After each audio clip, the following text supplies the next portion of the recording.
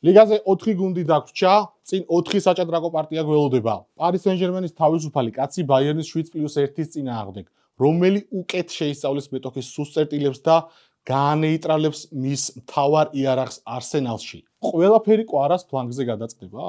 არსენალის შესაშური ბალანსი და NBA-ში ნაცადი ტაქტიკური ხრიკი, რომელსაც ჯერჯერობით ალღო ვერავინ აუღო. და ჩოლო სიმეონე ატლეტიკოთი, რომლის ტაქტიკა აქამდე მუშაობდა, მაგრამ დიდი რისკია, რომ არსენალის წინააღმდეგ ვერ გაამართლოს. სრულწლიანი ნახევარფინალების პრე-ანალიზით დაგიბრუნდა დღეს ძალიან მსუყე და საინტერესო ვიდეო გეულებათ. თქვენ რო გიყვართ ისეთი ნიუანსებით დახუნძლული. რა თქმა უნდა, გათამაშებაც ჩვენთან არის 20 მაისურს ვათამაშებთ საფეხბურთოს. წესები მარტივი გვაქვს, ამაზე ბოლოსკენ ვისაუბრებთ და 50000 გამომწერს, როცა გადაცდება ჩვენი არხი, შემდეგ გაგაცნობთ PlayStation 5-ის გათამაშების წესებს. ასე რომ, ბოლომდე უყურეთ დღევანდელ ვიდეოს, ეხლა კი გადავედით ტაქტიკურ ანალიზზე. დავიწყოთ პარის სენ-ჟერმენი ბაიერნით, ყველას გაინტერესებთ ეს წყვილი. საოცარი ნახევარფინალი გველოდება ორი ასეთი ძლიერი გუნდი, ასეთ ფორმაში ამ სტადიაზე დიდი იშვიათობაა და აი საფეხბურთო ნეიტრალურ გულშემატკივარსაც რომ უნდოდა ისეთი ნახევარფინალური წყვილი მივიღეთ. ლიგის ფაზაზე შეხვდნენ ეს გუნდები ერთმანეთს, ბევრისთვის მოულოდნელად იმ მომენტში ბაიერნმა საკმაოდ დამაჯერებლად მოუგო პარის სენ-ჟერმენს, თან 10 კაცით იყვნენ პირველი ტაიმის ბოლოდან, მაგრამ ერთ ფაქტორს მინდა გავუსვა ხაზი, ამ მომენტში სეზონის იმ ნაწილში პარის სენ-ჟერმენი არც ისე სახარბიელო ფორმაში იყო, ხვიჩაც არ იმყოფებოდა ისეთ ფორმაში, როგორც ახლა არის, ამის საერთოდ მესამედი იყო დღეს როგორც არის. დემბელეც ძალიან ცუდ ფორმაში იყო. ბევრი ტრავმირებული ფეხბურთელი ყავთ, დუემ მთელი პირველი წრე ტრავმებში გაატარა და ფორმაში არ იყო არც ბარკოლა. არ უთამაშია ნევეშს. 25 წუთზე ტრავმა მიიღო დემბელემ და შეცვალეს ტკივით. და ტაიმის მიწურულს ის ცნობილი დაზიანება მიიღო ჰაკიმიმ, რის შედეგადაც გააძევეს ლუის დიასი. და მიუხედავად იმისა, რომ 10 კაცი დარჩა ბაიერნი, მაინც უნდა თქვა, რომ აი 2 თვლს იგებდა და პარის სენ-ჟერმენი თავის მესამედი იყო ამ შეხვედრაში და რეკორდმაისტერი, აი ახალი ხილი იყო და ამ სეზონში ყველაზე ხმაურიანი გუნდია და ყველაზე საინტერესო და ისეთი აგრესიული შეტევაში. ამას იმიტომ ამბობ, რომ ამ მომენტისთვის წინა ვიდეოებშიც ვახსენე, რომ ვინმეს თუ შეუძლია 2 მატჩი ჯამში ბაიერნს სტოლსწორად ეთამაშოს, პირველ რიგში არის პარის სენ-ჟერმენი. ამჟამინდელი ფორმით. როგორ წარიმართება მოვლენები, ამას უკვე შემდეგ შეხვედრებში ვნახავთ და დღეს ეხლა გამიხილოთ ორივე გუნდს რა პლუსები და მინუსები აქვს და როგორ მოხდეს შესაძლოა მათი განეიტრალება ან ვერ განეიტრალება. სამი ასპექტი არის კომპანიის ფორმაციის ბაიერნის თამაშში გამოსარჩევი. რითიც გამოირჩევა ეს რეკორდმაისტერი. პირველი არის ფორვარდების პოზიციების ხშირი ცვლა, ანუ სივრცეებში გადაადგილდებიან არანორმალურად და ვერ გაიგებ რომელი სათამაშობს, გნაბრისა და კეინზე მაქვს საუბარი. მეორე არის განაპირა მცველების მოულოდნელად ძალიან თამამად აქამდე მსგავსი სითამამე არც ერთი გუნდის ფორმაციის განაპირა მცველს არ გამოუჩენიათ, გულისხმობ იმას ძალიან წინადიან შეტევაში, შედიან გამთამაშებლის პოზიციაზეც, 9 ნომერზეც, გარემარბზეც და ხშირად მათი დაზღვევა საყრდენებს, ცენტრალურ მცველებსა და არც მეტი არც ნაკლები გარემარბებს უწევთ. დიახ, კი, ამას ცოტა ხანში ნახავთ ამ ყველაფერს. და მესამე, ყველაფერი, რასაც გუნდი აკეთებს, ემსახურება მხოლოდ ვერტიკალურად თამაშ შეტევას. ბაიერნი ამას არ აკეთებს ტიკიტაკას გამო, დროის გაყვანის გამო, არ საერთოდ არაფრის გამო, არც კონტრშეტევა. მარტო ემსახურება მეტოქის კარზე დარტყმას. ძალიან შემტევი და აგრესიული გუნდია, ვიდეოს სათაურიდანაც მიხვდებით ალბათ. რას გულისხმობ პარის სენ-ჟერმენისა და ბაიერნის შემთხვევაშიც ყველაფერი მგონი ნათელია. ახლა მინდა ტაქტიკური ფოტოები და ვიდეოები განახოთ. როგორ თამაშობს ბაიერნი და პარის სენ-ჟერმენიც ბევრჯერ შევეხე ამ სეზონში, მათი ფორმიდან გამომდინარე. პირველ რიგში რეკორდმაისტერში, ანუ აღსანიშნავი არის ამოსვლა, ადრეც ვისაუბრეთ, წეგან ვახსენეთ ფორვარდების ხშირი ცვლა პოზიციის, გნაბრი, კეინი და ასე შემდეგ. მთელი გუნდი ცვლის პოზიციებს და ბურთის ამოტანაში ნოიერთან ერთად მონაწილეობას იღებს ცენტრფორვარდი ბოლო კაცი, ან პირველი და ბოლო კაცი, დგანან გვერდ და იქ განაპირა მცველი გარბის 9 ნომრის პოზიციაზე, აი ესეთ სიგიჟესთან გვაქვს საქმე, რაც ძალიან რთულად გასაკონტროლებელია ბევრი გუნდისთვის. გარდა ამისა, თამაშობენ არანორმალურ პრესინგს, 8 კაციანს, ამას ვისაუბრეთ, ანუ 7+1 სწორედ ეს არის. გარდა ამისა, ანუ კონტრპრესინგი არის შეხამებული მაქსიმალურად და გადაბმული არის რა, როცა მათი პრესინგის შედეგად ბურთი იკარგება, იმ წამსვე გადადიან კონტრპრესინგზე. და რატომ, ხო? ანუ რეალისნაირი მეტოქეს როდესაც ხვდები, ძალიან დიდი შანსია, რომ დაგსაჯოს, როცა ამხელა ზონებს ტოვებ უკან და 8 კაცით პრესინგს თამაშობ, ვინისიუსი, მბაპე და ვალვერდე ყავს და ეგრევე რა, 5 წამში შენს კართან აღმოჩნდებიან და ამიტომ აქ უკვე ფოტოს დააკვირდით კონტრპრესინგს ბურთის დაკარგვის შემთხვევაში, რამდენი ადამიანი ქმნის ასე ვთქვათ გალავანს პატარა ციხესავით, რომ იქამდე ბურთი არ მივიდეს იმ ორ კვლელამდე რა, ვინისიუსი და მბაპე. ეს შემთხვევითობა არ არის. ეს ყველაფერი იყო გამიზნული, იმიტომ რომ ელოდა ბაიერნი რეალთანაც იმ წერტილიდან დაარტყამდა. მათი მთავარი სუსტი წერტილი არის მარჯვენა ცველის სივრცე, ასე ვთქვათ, მარჯვენა ცენტრალურ ცველსა და მარჯვენა ცველს შორის არსებული სივრცე. აი ეგ ადგილია. სწორედ ამიტომ უწევს ოლისეს ხშირად უკან ჩასვლა. აქამდეც მივალთ. და ნუ 7+1-ზე უპამეკანო არის მთავარი კაცი, იგეც გავლილი გვაქვს რუსხიანის მაყურებელს, ვინც ხართ აქტიური, ვინც არიცით, შეგიძლიათ აქაც ნახოთ. რატომ და როგორ ხდება ეს ყველაფერი ცენტრალური მცველი როცა ადის იმდენად წინ პრესინგზე რომ მარჯვენა გარემარბს უწევს მისი დაზღვევა, ნუ ამით ყველაფერი ნათქვამია მე მგონი. ზედმეტს აქ არ საჭიროებს არაფერს. რა თქმა უნდა, ამას რისკები რო ახლავს და უშეცდო მეგონი ბაიერნი რო არ არის, ეს დავინახეთ რეალთანაც იმდენი გოლი გაუშვეს. ლუის ენრიკე არის უდიდესი ტაქტიკოსი არის, ყველაფერი ვიცით, ბოლო 2 წელიწადში რეებიც ჩაატარა და ამას რო გაითვალისწინებს, თან პარიზში რო წააგო 2-1, 2-0, არ ვიცი, წარმოუდგენელია ჩემთვის, რომ ამ წერტილიდან დარტყმა არ მიიღოს ბაიერნმა. თუმცა მაინც ყველაფერი ფეხბურთელების საშემსრულებლო ოსტატობაზე და ძალიან პატარა დეტალებზე იქნება დამოკიდებული. ყველაფერი დაინახეთ აქ რამხელა სივრცეები რჩება და ცენტრიდანაც და ფლანგებიდანაც როგორი გამრღვევები ყავს. პარის სენ-ჟერმენს ეგ ძალიან კარგად ვიცით, ანუ დემბელეზე და კვარაცხელიაზე ბევრი რამე იქნება ძალიან დამოკიდებული ამ შეხვედრაში.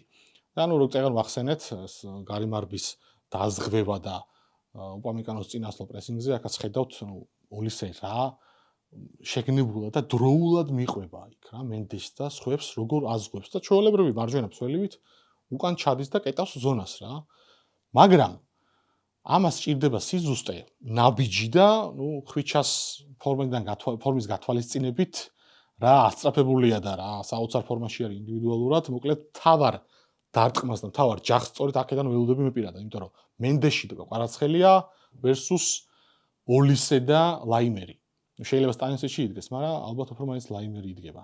ძალიან მაგარი ჯახი ველოდება და ამ ფლანგზე გამარჯვებული უდიდეს წვლილს შეიტანს საბოლოო შედეგში ამ რაუნდიან დაპირისპირებაში. პარიზულ შეხვედრაში ჩემს მიერ ახსენები მარჯვენა ფლანგის დომინირება ვიხილეთ, მივხენელების ამ შემთხვევაში უშუალოდ პარი სენ-ჟერმენს რაც შეეხება მათ თავარ პლუს. თავისუფალი კაცი, ფრიმენეს ეძახიან ინგლისელები, მთელი მატჩის განმავლობაში სხვადასხვა პოზიციის ფეხბურთელები, ეს იქნება დემბელე, ჰაკიმი, მენდეში, სულ ერთია მონაცვლეობით, გუნდი იმაზე მუშაობს, რომ რომელიმე მათგანი იყოს თავისუფალ სივრცეში მარტო დარჩენილი. უკნიდან რომ ძალიან იწევენ და ათამაშებენ ვიტინიას დირიჟორობით ბურთს და ამოაქვთ და შემდეგ ფეთქდებიან ეს ცნობილი გარღვევები, სწორედ ამას ემსახურება. ეს უამრავ მატჩი ვიხილეთ ასტონ ვილასთანაც ჩარშანდელ სეზონში, ფინალშიც ვიხილეთ ჩემპიონთა ლიგაზე. დუეს მეორე გოლის შედევრი შეტევა, რომელიც იყო ვიტინიასა და დემბელეს შესრულებით. მოკლედ ძალიან ბევრი საინტერესო მონაკვეთი მომენტი ვიხილეთ და ეს ყველაფერი, ამ ყველაფერს დამუშავება ხდება მეტოქე მწვრთნელების მიერ და დააკვირდით ბაიერნი პარი სენ-ჟერმენის თამაში როგორ მოხდა ამ იარაღის განეიტრალება და ძალიან არ მინდა რომ ეს განმეორდეს ხვიჩადან გამომდინარე. ზუსტად იგივე ხდებოდა კათხში სტოპს დააკვირდით. მენდეში შეიპარა თავისუფალ ზონაში, ბევრჯერ ნანახი შეტევა იყო ეს. ამას ელოდა ბაიერნი და სწორედ ეს უპამეკანო მთავარი ნაღმი ბაიერნის ვინმე თუ ცდება ეს კაცია და თუ უპამეკანო არ ცდება იმ შეხვედრაში ბაიერნის დამარცხება ძალიან რთულია ხოლმე. აქ უპამეკანო ეგრევე წამში ადის და უკეთებს ასე თქვათ განეიტრალებას, განიარაღებას მენდეშს არწმევს ბურთს და ამის შემდეგ თითქოს ხო ეს განეიტრალეს და რა უნდა მოხდესო პირიქით იქეთ გაუტანა გოლი. აი ესე წამებში სჯის მეტოქეს და მის მთავარ იარაღს რო აჩერებ ზოგი ამითაც ბედნიერია ეს პირიქით იქეთ შეტევაზე გადავი ბურთი კი არ დაიტოვა და ტემპი დააგდო და აბა დავამშვიდოთ ბიჭებო თამაში და რაღაც არა აი სუბთათ ეს გერმანული ხასიათი რაც გქონდათ ეფენბერგის და კანის დროს და კიდევ უფრო ადრეც აი ეგეთი მენტალიტეტით თამაშობს რეკორდმაისტერი ამ სეზონში ძალიან სახიფათო იქნება აი ეს თავისუფალი კაცი პარი სენ-ჟერმენის და ბაიერნის 7+1 აი ამ ორი რაღაცის დაპირისპირება ეს მეტწილად განაპირობებს მატჩის ბედს, იმიტომ რომ რაც ვნახეთ ეს კადრების უმრავლესობა სწორედ ხვიჩას ფლანგიდან იყო. ორი წამის საქმე შეგახსენებთ, ეხლა დაალაიქეთ აუცილებლად დღევანდელი ვიდეო, გათამაშება რომ ჩაერთოს, მინიმუმ 2000 ლაიქზე უნდა ავიდეთ და გამოიწერეთ კრისტალ სპორტის YouTube არქივს როცხრიანის გუნდის შრომა დააფასოთ. როგორ მოგეწონათ ბაიერნისა და პარის სენ-ჟერმენის ნაწილი, ეს ორივე გუნდის თავარი იარაღი და მათი სუსტი წერტილები და აი ჯახი, რომელიც წელს ვიხილეთ და კიდე ორი გველოდება, რას ფიქრობთ, თქვენი ვერსია როგორია, რომელი აჯობებს? თავისი პლუსები გადაწონის თუ თავისი მინუსები, აი რომელი უფრო თვალში საცემი არის რა, თქვენთვის ძალიან მაინტერესებს თქვენი კომენტარები და გამოუშვით. რაც შეეხება ლონდონის არსენალს, ეს გუნდი წელს გამოირჩევა შესაშური ბალანსით, შეტევასა და დაცვაში. მაგრამ ბოლო ერთი თვის ჩავარდნა განპირობებული იმით, რომ ძალიან დაღლილი სეზონი გამოუვიდათ, პლუს იყო ტრავმებიც და გასულ სეზონში თუ პრემიერ ლიგა ლივერპულმა მარტივად მოიგო და არსენალი ესე ბოლომდე არ შეკვდომია, ლიგაზე ნახევარფინალში გავიდნენ. თუმცა აი ბოლო 2 წელი გამონაკლისია მეტოფეების შემთხვევაში, იმიტომ რომ ამ გუნდს ძალიან ხშირად ვერ ხედავთ ახლა ამ სტადიაზე, იშვიათობა არის არსენალისთვის და აი ესე რომ გაიწელა და გაკაჩეს ორივე ფრონტზე, არის სწორი სატრანსფერო პოლიტიკის დამსახურება, იმიტომ რომ სკამი გაეზარდათ, ღრმა შემადგენლობა ყავთ და შარშან რომ პარტიის ტრავმა დაეთყოთ პარიზელებთან და ჩამოიშალნენ რეალთან კარგი თამაშის მერე, ეს იმის ბრალი იყო, რომ არიჯდა სკამზე არავინ შესაბამის დონის. ახლა ასე არ არის. არის ღრმა თადარიგი, არჩევანი მაგრამ მაინც თავის დაღი დაასვა, იქ საკას ტრავმა, მოდეგორის ტრავმა, კრეატივმა მოიკლო, ფორმიდან ამოვარდა ზოგიერთი მიკელ მერინოს არ იყო, მასაც ძალიან დიდი როლი აქვს გუნდში, დაცვაშიც იყო ტრავმები და საბოლოო ჯამში მივიდა იქამდე არსენალი, რომ პრემიერ ლიგა შეიძლება ხელიდან გაუშვას. თუმცა ამას პრემიერ ლიგის ბოლო ტურებში ვნახავთ. რას იზამს სიტი გამოტოვებულ თამაში და ვინამდე გოლს გაიტანს საბოლოოდ. რაც შეეხება ჩემპიონთა ლიგას, თავარი პლუსი მაინც ბალანსია არსენალის და დაცვაში ყურადღებიანი თამაში. ეს გუნდი ძალიან ნაკლებად რისკავს. ატლეტიკოს ჩემი აზრით იმიტომ გაუჭირდება მათთან, რომ რაც ბარსასთან გააკეთეს, ის იარაღი და სქემა არ იმუშავებს აქ. იმიტომ რომ ბაიერნის და ბარსელონას გავსვათ, არსენალი რისკიან თამაშს არ თამაშობს, აი ფოტოს ხედავთ, ძალიან დაბალანსებულია სტანდარტულებზეც და ყველა შეტევაშიც გუნდი თითქმის ორად არის გაყოფილი და ნაწილი წინ არის, ნაწილი უკან. სივსე უკან არჩევა, რომ გადაგდებულ ბურთზე სწრაფმა გარემარბმა იქ ჩაიქროლოს და ერთ-ერთზე დარჩეს მეკარესთან. ასეთ რამეს არსენალთან ევროპაში ყველაზე რთულად თუ იზამთ. ამ შესაშური ბალანსის გამო სწორედ მოვიდა არსენალი აქამდე. დანარჩენს რაც შეეხება, მათი კუთხურები ამ სეზონში მთავარი საუბრის თემა გახლდათ. ეს არის ახალი სიტყვა ფეხბურთში. იმიტომ რომ აი განახებთ ახლა კადრებს, ორი ზონა არსებობს მოგეხსენებათ კუთხურების დროს და ეს პატარა საჯარიმო მეკარის ამ არეალში ჩაწოდებები ადრე ვინც ფეხბურთს 20-30 წელი უყურებთ, ალბათ მიხვდებით, არც ისე ხშირი იყო იქ ბურთის ჩაგდება, რადგან მეკარე თავისუფლად გამოვა თუ შეცდომ არ დაუშვებდა, დაიჭერს, უპირატესობა აქვს რა, ხელი თამაში შეუძლია. და არსენალმა ამ სეზონში აი ოკუპაცია მოახდინა ამ ზონის. იმდენი ფეხბურთელი შედის პატარა საჯარიმოში მეკარის, რომ უკვე ზოგიერთები ტელევიზიების საშუალებით და ასე შემდეგ, ტაბლოიდების საშუალებით გამოდიან ინიციატივით, რომ წესი გამკაცრდეს და აქ მეკარესთან შეხება და რაღაცა ამდენი ადამიანის შესვლა ესე აიკრძალოს რა, იმიტომ რომ ომი მიდის იქ. ომი, ნამდვილი ომი და განახებთ ეხლა საიდან მოდის ეს ყველაფერი. კალათბურთს ვინც უყურებთ, აი NBA-ში მაგალითად ხშირად ნახავთ ესეთ გაცვლას, როდესაც აი მაგალითად ცენტრი გუნდის უყენებს ბლოკს მეტოქის კალათბურთელს, რომ თავისი გუნდელი მსროლელი დარჩეს პერიმეტრზე თავისუფალი.